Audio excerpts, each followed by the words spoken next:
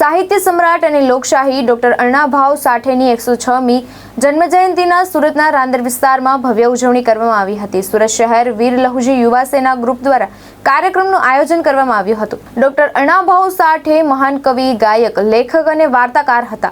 તેમણે સાહિત્યના માધ્યમથી લોકોમાં સામાજિક જાગૃતિ લાવવાનું મહત્વપૂર્ણ કાર્ય કર્યું હતું। તેમની સ્મૃતિમાં યોજાયેલા કાર્યક્રમમાં આયોજકો યેસુનાથ કાકડે, પ્રકાશભાઈ કામલે, જ્ઞાનેશ્વર સૂર્યવંશી અને લખન વેરલે ઉપસ્થિત રહ્યા હતા। મુખ્ય અતિથિ તરીકે ડોક્ટર અનિલભાઈ સાઠે, સિદ્ધુભાઈ મરસાલે અને વોર્ડ નંબર 2 ના મંત્રી દેવભાઈ કડરે હાજરી આપી કાર્યક્રમની શોભા વધારી હતી। जी, મારું નામ ડોક્ટર અનિલ ઉત્તમ સાઠે છે।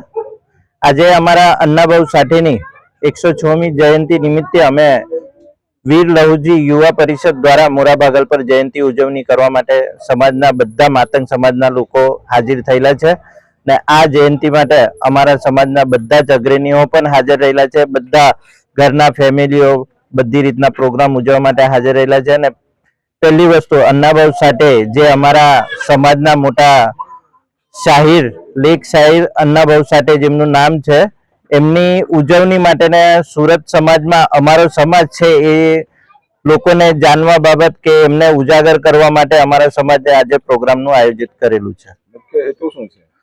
અમારો મુખ્ય હેતુ એ છે કે અમારા સમાજના લોકો જાગૃત થાય ને અણ્ણાભાઉ સાઠે જેમનું નામ બધાને યાદ રહે ને એમને સમાજ માટે તેમજ આપણા ગીત ગાયેલા એ બધું એમનું જે લોક સાહિત્ય સમ્રાટ છે, સાહિત્ય લખેલા છે, એની જાણ બધાને થાય એની માટે અમે આ ઉજવણી કરીએ છીએ ને લોકોમાં ખબર પડે કે અણ્ણાભાઉ સાઠે કોણ હતા।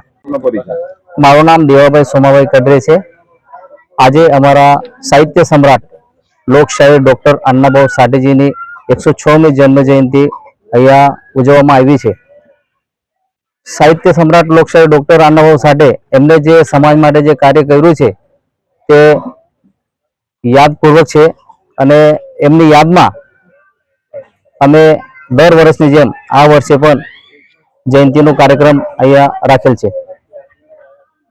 કેટલા લોકો ભેગા થયા છે અને શું હેતુ મુખ્ય? આજે 400 થી 500 લોકો અહીંયા ભેગા છે અને જયંતિનો હેતુ એવું છે કે અણ્ણાભાઉ સાઠેજી રશિયાનો પ્રવાસ કરી સમાજમાં જે જાગૃતિ લાવવાનું કામ એમને કર્યું છે, સાહિત્યના માધ્યમથી એમને લોકોમાં ભરપૂર જાગૃતિ લાવ્યા છે। એ હિસાબે અમે અહીંયા જયંતિનો કાર્યક્રમ રાખીએ છીએ। મારું નામ સિદ્ધાંત આનંદ મરસાળે છે અને આજ રોજ ડૉક્ટર અણ્ણાભાઉ સાઠે જે લોકશાહી સાહિત્ય રત્ન તરીકે ઓળખાય છે, મહારાષ્ટ્રમાં આજે 1 ઓગસ્ટના રોજે એમને લેખણી દિવસ તરીકે પણ ઉજવવામાં આવવાનું છે।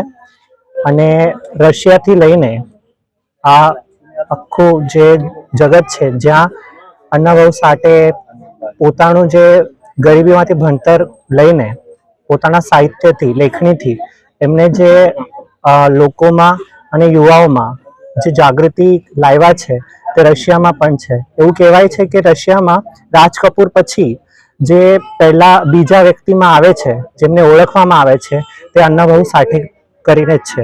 અને જ્યારે છત્રપતિ શિવાજી મહારાજનો જે પોવાડા કહેવાય, જે ગુજરાતીમાં તમારામાં ડાયરો કહેવાય, એવી રીતે એ જે પ્રખ્યાતિ લઈ ગયેલા હતા એ પહેલા વ્યક્તિ ડૉક્ટર અણ્ણાભાઉ સાઠે હતા।